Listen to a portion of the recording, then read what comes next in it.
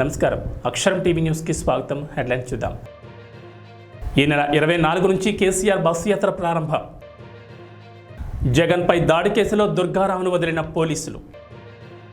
ఏపీలో 20వ రోజుకు చేరుకున్న సీఎం జగన్ బస్సు యాత్ర. రాష్ట్రంలో కాంగ్రెస్ పార్టీతోనే రాజన్న పాలన సాధ్యమని పెందుర్తి కాంగ్రెస్ ఎమ్మెల్యే అభ్యర్థిగా పిరెడ్డి భగత్ అన్నారు. పెందుర్తి ఎమ్మెల్యే అభ్యర్థిగా నామినేషన్ దాఖలు చేశారు. గోపాలపట్నం తన నివాసం నుండి భారీ ర్యాలీగా బయలుదేరి పెందుర్తి ఎంఆర్ఓ ఆఫీసుకు చేరుకుని నామినేషన్ పత్రాలను రిటర్నింగ్ అధికారి శేషశైలజకు అందజేశారు. నామినేషన్ ముందుగా సమావేశం ఏర్పాటు చేశారు. ఈ సందర్భంగా మాట్లాడుతూ రాష్ట్రంలో రాజన్న పాలన రావాలంటే కాంగ్రెస్ పార్టీకి ఓట్లు వేయాలని ప్రజలను కోరారు. ఏపీ కాంగ్రెస్ పార్టీ అధ్యక్షురాలు వైఎస్ షర్మిల రాకతో రాష్ట్రంలో కాంగ్రెస్ పార్టీ శ్రేణులు కొత్త ఉత్సాహం వచ్చిందని అన్నారు. ఎన్నికల్లో కాంగ్రెస్ పార్టీ అభ్యర్థులు గెలిచి అసెంబ్లీలో అడుగుపెడతారని ఆయన అన్నారు. పెందుర్తి బరిలో ఉన్న ఎన్డీఏ కూటమి అధికార వైఎస్ఆర్ పార్టీ అభ్యర్థులు అవినీతి ఆరోపణలతో కూరుకుపోయారని విమర్శించారు. ఆంధ్రప్రదేశ్ అభివృద్ధి కాంగ్రెస్తోనే సాధ్యమని ప్రజలు ఆలోచించి తనకు పెందుర్తి ఎమ్మెల్యేగా అవకాశం ఇవ్వాలని ఓటర్లను కోరారు. ఆ సమస్యలు తీర్చేది కాంగ్రెస్ పార్టీ అని మీకు తెలియజేసుకుంటూ, పెందుర్తి నియోజకవర్గాన్ని చూస్తే, ఈ కూటమి చూస్తే ఇద్దరు రమేష్లు. ఒక రమేష్ ఏమో మాజీ ఇక్కడ ఎమ్మెల్యే చేశారు పిఆర్పి టైంలో. ఆయన ఎమ్మెల్యే పదవి అయిపోయిన తర్వాత ఆ రోజు ఈవేళ వరకు పెందుర్తిలోకి రాలేదు. మళ్ళీ ఇప్పుడు ఓటు అడగనందుకు వస్తున్నారు. మీరందరూ గమనించాలి. అలాగే ఆంధ్ర విజయ్ మాల్యా అటువంటి సీఎం రమేష్ గారు, ఇంకో రమేష్ గారు, ఆయన ఎన్నికలకి వస్తారు, మళ్ళీ మనకు కనిపించరు. అందుకోసమని మీరందరూ ఆలోచించుకొని కాంగ్రెస్ని ఆదరించాలని నేను విజ్ఞప్తి చేస్తూ సెలవు. Thank you.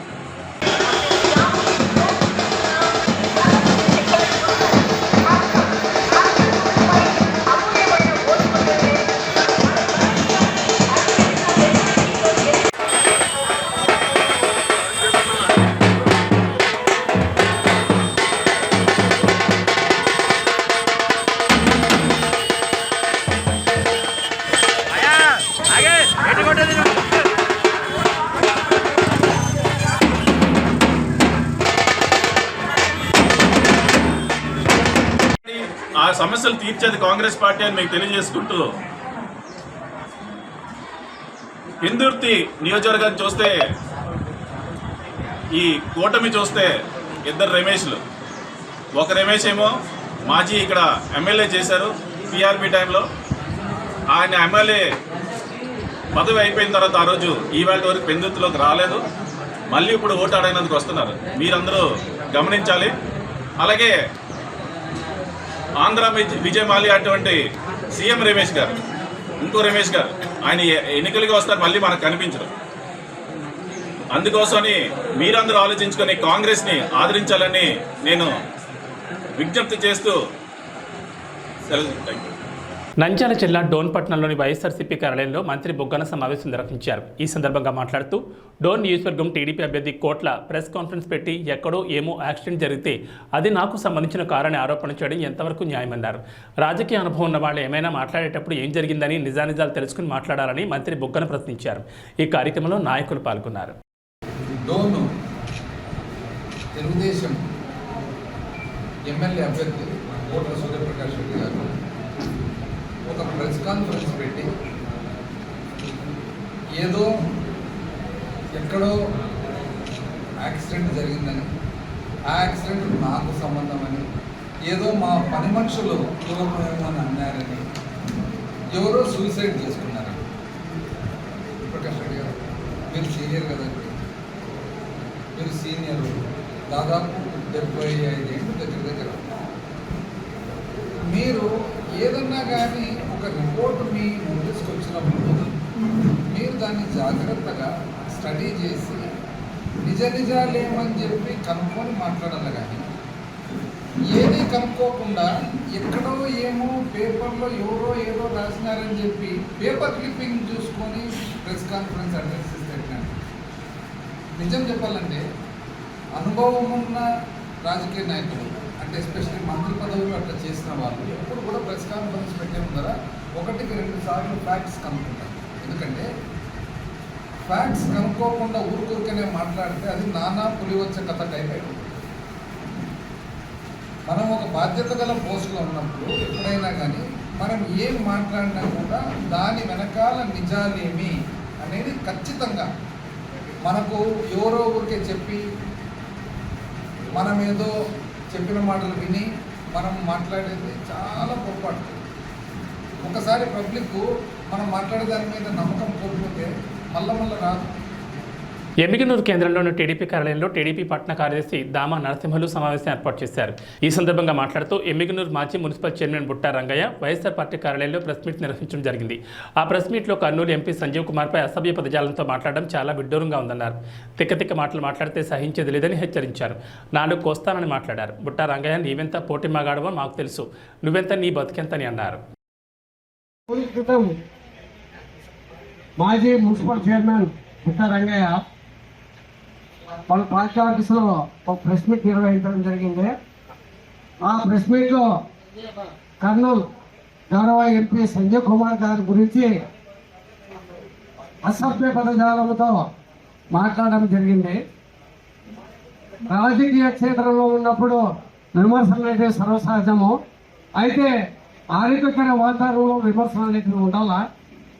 వాళ్ళ నాయకుడు జగన్మోహన్ రెడ్డి గారు మాటలోనే ఇతరులు కూడా మాట్లాడుతున్నాడు. సంజీవ్ కుమార్ గారిని చిల్లర మల్లర మాటలు తిక్క మాటలు మాట్లాడితే నేలకు తెగ కోస్తానని చెప్పి ఆయన మాట్లాడడం జరిగింది. బుట్టా రంగయ్య, నువ్వు ఎంత పూట మోగాడు మాకు తెలియదా? నేలకేసేంత కోసేంత మునగాడివా నువ్వు? ఒకసారి నీ చరిత్ర గురించి ఎమ్మిగనూరు ప్రజలకు తెలుసు. మరొకసారి నేను గుర్తు చేస్తా. కొన్ని కళ్యాణమంటపం అధ్యక్షుడిగా ఉండి కొన్ని కళ్యాణమంటపాన్ని వ్యభిచార అడ్డాగా, తాగుబోతుల అడ్డాగా మార్చి 14 సంవత్సరాల మైనర్ బాలకి మీద నువ్వు లైంగిక దాడి చేస్తే ఆ రోజు ఉన్నటువంటి పోలీస్ అధికారి నీ మీద ఫోక్ చట్టం కింద కేసు నమోదు చేయడానికి రంగం సిద్ధం చేసినప్పుడు ఎమ్మెల్యే కేశవరెడ్డి గారు అడ్డుపడి మా పరువు పోతుందని చెప్పి ఆ కేసు నుండి కాపాడడం జరిగింది. ఆ రోజు టీవీ ఇతర కొన్ని ఛానల్లో స్క్రోలింగ్ వచ్చింది. 1-2 పేపర్లో కూడా న్యూస్ రావడం జరిగింది. నెలకు ₹1,00,000 జీతం తీసుకొని ముందుకి ఏమైనా సాయం చేశారా మీరు మీ పార్టీ తరఫున? మరి సంజీవ్ కుమార్ ఏం చేసామని అడుగుతున్నావు. మేము చేస్తాం. మరి నువ్వేం చేసావు? నీ భార్య ఏం చేసింది? నీ ఎమ్మెల్యే ఏం చేశావు? కాబట్టి మేము దయచేసి ఒకటే చెప్తున్నాం, ఏదైనా కానీ విమర్శగా ఉండాలి. కానీ నాలుకలు తల్లులు నష్టమంటే ఇక్కడ ఎవరు చూస్తూ ఎవరు లేరు. అదేవిధంగా ఇంకొక విషయం, బుట్టా రంగయ్య గారు ప్రెస్ మీట్ లో కూర్చొని ఆయన పట్టణ అధ్యక్షుడిని పరిచయం చేసుకున్నాడు. చేసుకుని 33వ వార్డు కౌన్సిలర్ సోదరాన్ని పేరేమని అడుగుతున్నాడు. ఆయనేమో అధ్యక్షుడే, నీ కౌన్సిలర్ పేరే నీకు తెలియదు, నువ్వు నాయకుడువా? నీ ధ్యాస, నీ మనసు అమ్మాయిల మీద ఎప్పుడు ఏడైతుందా, మందు తాగుదామా, దీని బతుకు ఇది నీ అనాకారం. నువ్వు రాజకీయాలు మాట్లాడతావా? సిగ్గు వస్తున్నాయా? చేనేతకు మేము సిగ్గుపడుతున్నాం. ఎమ్మెల్యేలు చేనేతల పరువు తీసినటువంటి దౌర్భాగ్యుడివి, దరిద్రుడివి నువ్వు. గన్నవరంలో స్థానిక తహసీల్దార్ కార్యాలయంలో వైఎస్ఆర్సీపీ ఎమ్మెల్యే అభ్యర్థి వల్లభనేని వంశీమోహన్ సతీ సమేతంగా నామినేషన్ దాఖలు చేశారు. ఈ సందర్భంగా మాట్లాడుతూ వైఎస్ఆర్సీపీ ఎమ్మెల్యే అభ్యర్థిగా ఈరోజు నామినేషన్ వేయడం జరిగిందన్నారు. 3వసారి కూడా హ్యాట్రిక్ కొడతామన్న నమ్మకం ఉందన్నారు. బ్రహ్మలింగే చెరువు రిజర్వాయర్ పనులు 90% పూర్తయ్యాయని, కొన్ని ఆటంకాల వల్ల పనులు పెండింగ్లో ఉన్నాయన్నారు. గన్నవరం అసెంబ్లీ నియోజకవర్గం నుంచి వైఎస్ఆర్ కాంగ్రెస్ పార్టీ అభ్యర్థిగా నేను ఈరోజు నామినేషన్ ఫైల్ చేయడం జరిగింది. ఇంకొక సెట్ ఈ నెల 25వ తారీఖున నామినేషన్ ఫైల్ చేస్తాం.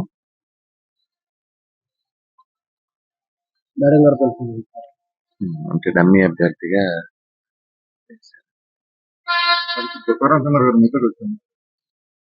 నేనే ఆయనతో కలిసి పనిచేస్తా. మీకన్నా అభ్యంతరమా? ఆయన నాకన్నా ముందు నుంచి వైఎస్ఆర్ కాంగ్రెస్ పార్టీ ఆయన అభ్యర్థిగా కూడా పోటీ చేశారు. మా మధ్య ఎటువంటి విభేదాలు, నేనే ఆయనతో కలిసి పనిచేస్తాను. ఆయన నాయకత్వంలో పనిచేస్తాను. భరత్ కూడా ఉన్నారు కదా ఇక్కడే. ఎన్నికల్లో పోటీ చేసే వాళ్ళు ఎవరైనా నమ్మకం లేకపోతే పోటీ చేయరు కదా. ప్రతి నియోజకవర్గం నుంచి 10 మంది, 20 మంది, 50 మంది పోటీ చేస్తారు. పోటీ చేసే ప్రతి ఒక్కళ్ళు కూడా మేము గెలుస్తాం అనుకుంటారు. లేకపోతే అందరూ పోటీ చేయరు కదా, వాళ్ళే కదా. దొంగ పట్టాలు వేస్తున్నారు, అది తీసుకోవద్దని ఎక్కడ జరగలేదు. ఇదంతా కూడా పచ్చ మీడియాను వీళ్ళ గొడవ ఎట్లా ఉంటుందంటే, బ్రహ్మలింగం చెరువుకి రిజర్వాయర్ కింద శాంక్షన్ చేయించి, నేను డబ్బులు శాంక్షన్ చేయించి 90% పని అయిపోయింది. వీరపనేనిగూడెం స్థానికులు ఎవరో దాని మీద కోర్టుకు వెళ్ళడం మూలాన కొంతకాలం ఆగింది. అంతే తప్పితే రిజర్వాయర్ పనులు కానీ 90% అయిపోయింది. ఇప్పుడు కొత్తగా వచ్చిన వాళ్ళు ఏం చెబుతారు, ఆ చెరువు తెలియదు, రిజర్వాయర్ తెలియదు, దానికి ఎవరు డబ్బులు శాంక్షన్ చేయించారో తెలియదు, మేము చేపిస్తామని చెబుతారు కొత్తగా. అంటే ఇదివరకట్లో కొంతమంది ఉండేవాళ్ళు, రేపో ఎల్లుండో ప్రభుత్వం ఒక పని చేస్తుందంటే ముందు రోజు ధర్నాకు కూర్చునేవాళ్ళు కొంతమంది, కొన్ని పార్టీల వాళ్ళు. అట్లా ఈ మధ్య కొంతమంది ఏంటంటే అయిపోయే పని మేము చేస్తామని చెబుతారు. మేము చేసిన పనిని ఫైనల్ స్టేజ్లో ఉండగా మేము చేస్తామని చెబుతారు. ఇదివరకట్లో లాగే ఇళ్ల పట్టాలు ఎంఆర్ఓ గారులు కానీ లేకపోతే స్థానికంగానే ఇచ్చేవి కాదు. అవన్నీ కూడా సెంట్రల్ సర్వర్లో state government Jaganmohan Reddy garu photo పెట్టి రాష్ట్ర ప్రభుత్వం అధికారికంగా ఇస్తా ఉంది. ఇదివరకులాగా ఇచ్చినటువంటి ఫిజికల్ పొజిషన్ సర్టిఫికెట్లు కానీ పట్టాలు కానీ కాదు. అవన్నీ కూడా సెంట్రల్ సర్వర్లో ఉండి వాటికి ఆధార్ నంబరు, కేఆర్ఐ నంబరు, అట్లాగే లేఅవుట్ నంబరు అన్నీ కూడా ఎంటర్ చేసి వచ్చేవి. కాబట్టి అట్లా జరగటానికి అసలు ప్రసక్తి లేదు. గన్నవరం బాపులపాడు మండలాల్లో 12,600 ఇళ్ల పట్టాలు అంటే అర్హులైన వాళ్ళందరికీ కూడా రెడీగా ఉన్నాయి. ఎలక్షన్ కోడ్ రావటం మూలాన వాళ్ళు ఇవ్వలేకపోయారు. అధికారుల దగ్గర ఉన్నాయి, ఎన్నికల తర్వాత వాళ్ళు ఇస్తారు. సిద్దిపేట జిల్లా గజ్వేల్ మున్సిపల్ పరిధిలోని ఫంక్షన్ హాల్ ఏర్పాటు చేసిన బీఆర్ఎస్ పార్టీ ముఖ్య కార్యకర్తల సమావేశంలో మాజీ మంత్రి హరీష్ రావు, మెదక్ పార్లమెంట్ అభ్యర్థి వెంకట్రామరెడ్డి, ఎమ్మెల్సీ యాదవ్ రెడ్డి, మాజీ ఎఫ్టీసీ చైర్మన్ వంటేటి ప్రతాప్ రెడ్డి, మాజీ మార్కెట్ కమిటీ చైర్మన్ మాదా శ్రీనివాస్ పాల్గొన్నారు. ఈ సందర్భంగా మాజీ మంత్రి హరీష్ రావు మాట్లాడుతూ రాష్ట్ర ముఖ్యమంత్రి మెదక్లో మరోసారి మూర్ఖత్వాన్ని చాటుకున్నారన్నారు. ఎన్నికల్లో ఇచ్చిన హామీలను నిలదీస్తే ప్రశ్నలకు సమాధానం చెప్పలేక అసహనంతో మాట్లాడుతున్నారని అన్నారు. ఇప్పుడేమో గజ్వేల్ అభివృద్ధి ఇందిరాగాంధీ హయాంలో అయిందని అంటున్నారు. గజ్వేల్కు సిద్దిపేటకు రైలు తెచ్చింది కేసీఆర్, 3 యూనివర్సిటీలు తెచ్చింది కేసీఆర్. ఉద్దేశపూర్వకంగానే మాపై నిందలు వేస్తున్నారని అన్నారు. ఆ పాత రాతి యుగం మాటలు బంద్ చేసి కళ్ళు పెద్దవి చేసుకొని చూడు రేవంత్ రెడ్డి. మెదక్లో ఏం అభివృద్ధి జరిగిందో నీకు కనబడుతుంది. కాంగ్రెస్ ప్రభుత్వాలు మెదక్ను జిల్లా కేంద్రం చేయాలని కోరితే మీరు పట్టించుకోలేదు. కానీ కేసీఆర్ మెదక్ను జిల్లా చేసిండు. అద్భుతమైన కలెక్టరేట్ భవనం కట్టిండు, అద్భుతమైన ఎస్పీ బిల్డింగ్ కట్టిండు, జిల్లా కార్యాలయాలు కట్టిండు. నువ్వు వచ్చి ఇప్పుడు ఉన్న జిల్లా తీసేస్తా అంటున్నావు. జిల్లాలు ఎక్కువైనాయి, జిల్లాలు తీసేస్తా అంటున్నావు. అంటే మెదక్ జిల్లాను తీసేయడం కోసం నీకు మెదక్ ప్రజలు ఈ పార్లమెంట్ ఎన్నికల్లో నీకు ఓటేయాలా? గత ప్రభుత్వాలు సింగూరు జలాలు హైదరాబాద్కి అప్పచెప్పి మెదక్ జిల్లా ప్రజల నోరు కొట్టింది. కానీ కేసీఆర్ గోదావరి జలాలను, కృష్ణా జలాలను హైదరాబాద్కి ఇచ్చి సింగూరు జలాలను మెదక్ నిజామాబాద్ జిల్లా కాకపోతే నీ ఐఐటి చేసిండా? ఎవరు చేసిండ్రు? సింగూరు జలాలు మెదక్ జిల్లాకే దక్కాలనే దశాబ్దాల కలను నిజం చేసింది ఎవరు? కేసీఆర్ కాకపోతే. నీకు రాహుల్ గాంధీ భాయ్ అయిపోయిండు, మోడీ గారు బడే భాయ్ అయిపోయిండు. రాహుల్ గాంధీ ఏమో అదాని మంచోడు కాదంటాడు, నువ్వేమో అదాని ముద్దొస్తుందంటావు. అర్థమైతలేదా? ఇప్పుడు ఎవరితో దోస్తానే చేస్తున్నారు? వాస్తవాలు మాట్లాడు. అసెంబ్లీ ఎన్నికల ముందంటే రేవంత్ రెడ్డి పిట్టల దొరవలే మాట్లాడితే అప్పుడు పాపం ప్రజలు కొంతవరకు నమ్మిండ్రు. కానీ ఒక్కసారి మోసం చేయగలుగుతావు రేవంత్ రెడ్డి గారు, నువ్వు ప్రతిసారి మోసం చేయలేవు. ప్రజలను ఒక్కసారి అంటే మోసం చేయగలుగుతావు కావచ్చు, ఏదని బాండ్ పేపర్లు వంచి 9వ తారీఖు నాడు 2 లక్షల రుణమాఫీ. నిడదవోలు మండలం విఘ్నేశ్వరం, గోపారం గ్రామాల్లో ఎన్నికల ప్రచారాన్ని నిడదవోలు నియోజకవర్గ శాసనసభ్యులు శ్రీనివాస్ నాయుడు ప్రారంభించారు. ఈ సందర్భంగా మాట్లాడుతూ దేశంలోని ఏ రాష్ట్ర ముఖ్యమంత్రి చేయనంత అభివృద్ధి సంక్షేమ పథకాలను అందిస్తోంది వైఎస్ జగన్మోహన్ రెడ్డి ఒక్కరేని తెలిపారు. కుల మత రాజకీయాలకు అతీతంగా లంచాలకు తావు లేకుండా పేదలకు అందిస్తున్న సంక్షేమ పథకాలు, చేసిన అభివృద్ధి పనులే వైఎస్ఆర్సీపీ పార్టీకి ఘన విజయాన్ని అందిస్తాయన్నారు. 2 ఓట్లు ఫ్యాన్ గుర్తుకే వేయాలని ఓటర్లను అభ్యర్థించారు.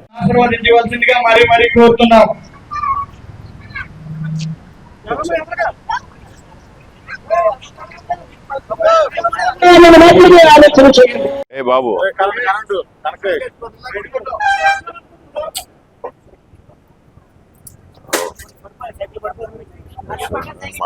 Thank you.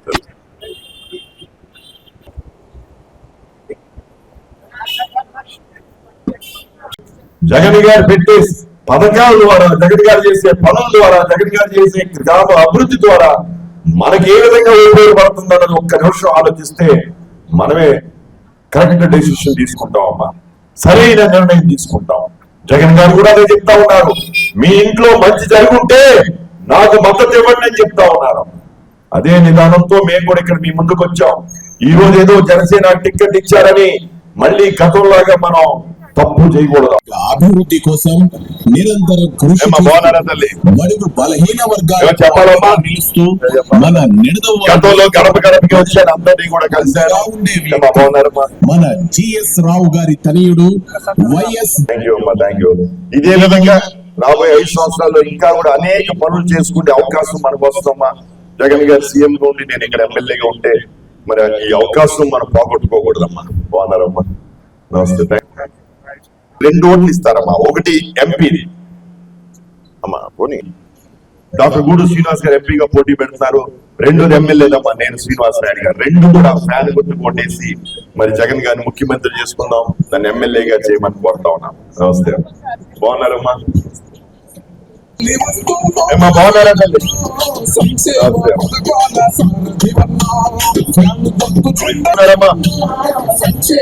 బాగున్నారా తల్లి? ఆచంట నియోజకవర్గం దొంగరావుపాలెం గ్రామంలో శెట్టిబలిజ కులస్తుల ఆత్మీయ సమావేశం జరిగింది. ఈ కార్యక్రమానికి అధ్యక్షులుగా జిత్తిక బాలయ్య, వైఎస్ఆర్సీపీ నియోజకవర్గం నాయకులు కౌరు సర్వేశ్వరరావు, జిల్లా బీసీ నాయకులు కోన హనుమంతరావు, పెచ్చిటి జేమ్స్, అగ్ని కులస్తులు పాల్గొన్నారు. ఈ కార్యక్రమానికి ముఖ్య అతిథిగా చింతపల్లి గురుప్రసాద్, బీసీ కులాల జేఏసీ రాష్ట్ర వర్కింగ్ ప్రెసిడెంట్ హాజరయ్యారు. చెట్టుబల్జల ఐక్యత, చెట్టుబల్జల ఐక్యత, చెట్టుబల్జల ఐక్యత, బీసీల ఐక్యత, బీసీల ఐక్యత. జై జగన్, జై జగన్.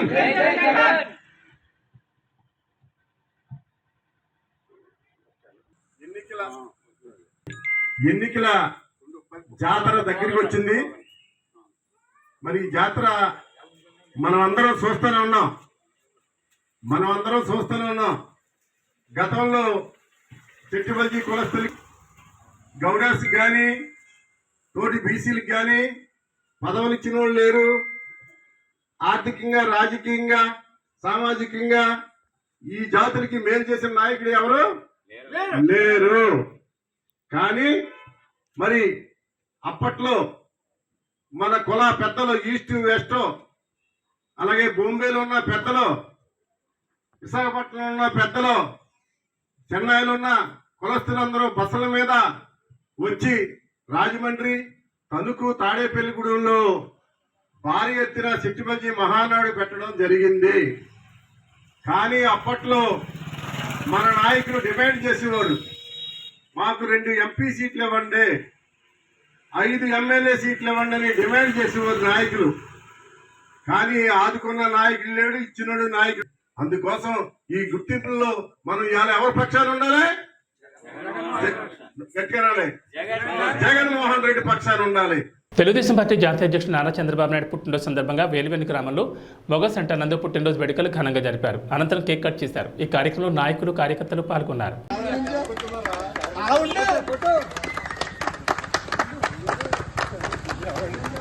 జై తెలుగుదేశం, జై తెలుగుదేశం, నాయకత్వం, జై తెలుగుదేశం, జై తెలుగుదేశం, జై తెలుగుదేశం, జై తెలుగుదేశం. యాషరాగర్ నాయకత్వం, యాషరాగర్ నాయకత్వం, యాషరాగర్ నాయకత్వం, చంద్రబాబు గారి నాయకత్వం, లోకేష్ బాబు గారి నాయకత్వం.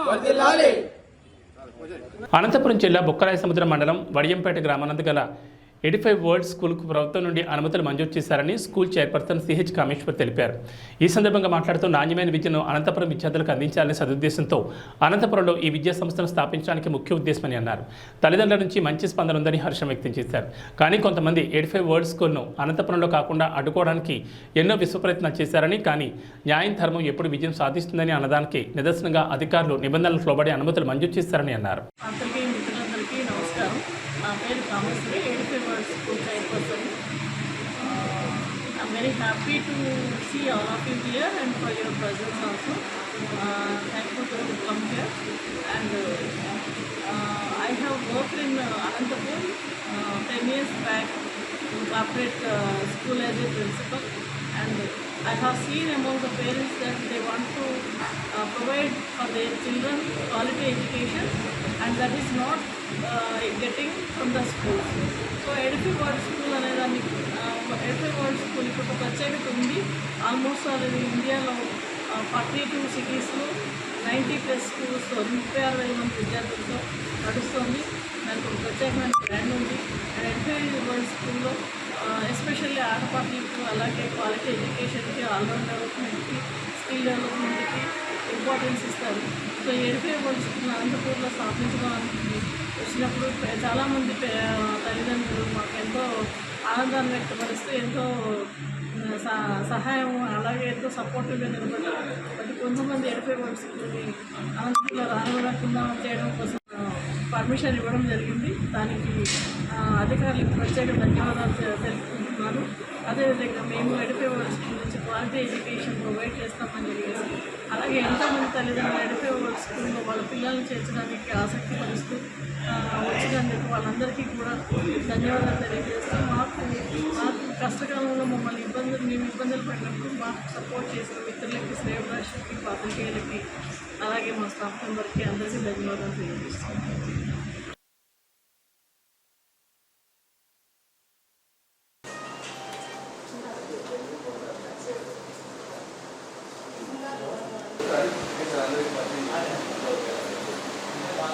పాత్రికేయ మిత్రులందరికీ అభివందనలు. I'm very happy to see you all for your presence here, and also thank you very much for your coming and your presence and your support and all. Edify world school అనేది ఒక brand ఉంది, and it is already proven in the India. It has more than 90 schools in 40 cities, more than 36,000, and also it has good holistic development and all-round development providing to the children, and also it is proven in almost all Andhra and Rayalaseema areas. So I have worked in Anantapur 10 years back, and I as a principal, and I have seen among the parents that to provide a quality education to their children, and which they are unable to get, though they are paying good amount of fees to the corporate schools. So we decided to establish Edify World School in Anantapur, and అనంతపూర్లో Edify world school వచ్చినందుకు తల్లిదండ్రులందరూ కూడా ఎంతో సంతోషించి, చాలామంది Edify world school వచ్చినందుకు మా ఆఫీస్కి వచ్చి మాకు సపోర్ట్ చేస్తూ వాళ్ళ పిల్లల్ని మా స్కూల్లోని జాయిన్ చేయడం కోసము ఎంతో సంతోషాన్ని, అలాగే ఆతృతను వ్యక్తపరుస్తున్నారు. బట్ చాలామంది ఎడిఫై వరల్డ్ స్కూల్ని రానివ్వకుండా చేయడం కోసం ఎన్నో ప్రయత్నాలు చేశారు. ఎన్ని విశ్వ ప్రయత్నాలు చేసినా ఎప్పటికీ ధర్మం న్యాయం గెలుస్తుందని చెప్పేసి ఈరోజు మేము నిబంధనలకు లోబడి అన్ని డాక్యుమెంట్స్ కూడా గవర్నమెంట్కి ప్రొవైడ్ చేయడం వలన అధికారులు మాకు అనుమతి మంజూరు చేశారు. అనుమతి మంజూరు చేయకుండా ఉండడం కోసం, మాకు అనుమతి రాకుండా ఉండడం కోసం చాలామంది చాలా విశ్వ ప్రయత్నాలు చేశారండి. సో దానికి ఈరోజు it is proven that, so we are very fair in the society and we want to provide a quality education to the students. So ఈరోజు ఎవరైనా అంటే మాతో పాటు చాలామంది పత్రికే మిత్రులు ఉన్నారు, అదేవిధంగా తల్లిదండ్రులు ఉన్నారు, శ్రేయభిలాషులు ఉన్నారు, అలాగే మా స్టాఫ్ ఉన్నారు. వీళ్ళందరూ కూడా మాకు ఎన్ని ఇబ్బందులు వచ్చినా కూడా 2 months నుంచి, సో ఆల్మోస్ట్ అందరూ అనంతపురం జిల్లాలో, అనంతపురం నగరంలో అందరికీ తెలుసు ఎడిఫై వరల్డ్ స్కూల్ని ఎన్ని ఇబ్బందులకి ఎవరెవరు గురి చేస్తున్నారు అన్నది. ఎన్ని ఇబ్బందులు పడినా కూడా చాలామంది తల్లిదండ్రులు, మిత్రులు, శ్రేయభిలాషులు, పాత్రికేయులు, అలాగే మా స్టాఫ్ అందరూ కూడా మాకు ఎంతో ధైర్యాన్ని ఇస్తూ మాకు సహకరించినందుకు, మాకు సహాయం చేసినందుకు ధన్యవాదాలు తెలియజేస్తున్నాను. అలాగే అధికారులు కూడా అన్ని నిబంధనలకు లోబడి ఉన్న ఎడిఫై వరల్డ్ స్కూల్కి అనుమతి ఇచ్చినందుకు కూడా వాళ్ళకి ప్రత్యేక ధన్యవాదాలు తెలియజేసుకుంటున్నాను. Thank you very much. యాక్చువల్గా sir January 28th I have paid for challan to the government. So నేను 30th నేను అప్లోడ్ చేశానండి. 30th నేను అప్లోడ్ చేసినప్పటికి కూడా ఈరోజు వరకు పర్మిషన్ ఎందుకు రాలేదన్నది అది నేను అదే చెప్తున్నాను. అడ్డుకోవడానికి ఎన్నో విశ్వ ప్రయత్నాలు జరిగాయి అన్నది. ప్రాసెస్ అన్నాక మనకి చాలా మాకు డిఓ ఆఫీస్ వాళ్ళు చెప్పిందంటే మీరు ఎటువంటి ప్రాసెస్ చేయలేదు అనేది వాళ్ళు ఇచ్చిన ప్రెస్ నోట్ మేము మాట్లాడింది కాదు. వాళ్ళు ఏదైతే ప్రెస్ నోట్ ఇచ్చినారో దాన్ని మాత్రమే అడుగుతున్నాం మేము. సార్ అంటే వీ డోంట్ వాంట్ టు ఎక్కడో కొంచెం మిస్కమ్యూనికేషన్ అయ్యి ఉండొచ్చు. మేము ఎవరి మీద బ్లేమ్ చేయలేదు. ఆయన రాసి పంపించింది మాకు ప్రెస్ నోట్. ఓకే, వాళ్ళు ఎటువంటి ఇక్కడికి మాకు ప్రపోజల్ కానీ పర్మిషన్ కోసం అప్లై కానీ ఎటువంటి చేయకనే వాళ్ళు స్టార్ట్ చేసినారనేది వాళ్ళు చెప్పిన ప్రధానంగా. 31st January డెడ్ లైన్ అండి. ఆ టైంకే మనం పర్మిషన్ కోసం అప్లై చేయడం జరిగింది. అయితే ఇట్స్ ఏ ప్రాసెస్. డెఫినెట్లీ ఆ ప్రాసెస్కి కొంచెం టైం పట్టింది. ఓవర్ ది టైం మనకి అన్నీ ఉన్నాయి కాబట్టి త్రూ డిప్యూటీ డిఓ గారు, ఆర్జేడీ గారు అందరూ ఇన్స్పెక్షన్ చేశారు అండ్ అన్నీ ఉన్నాయని. ఏబీ బులెటిన్ విశేషాలు. నమస్కారం.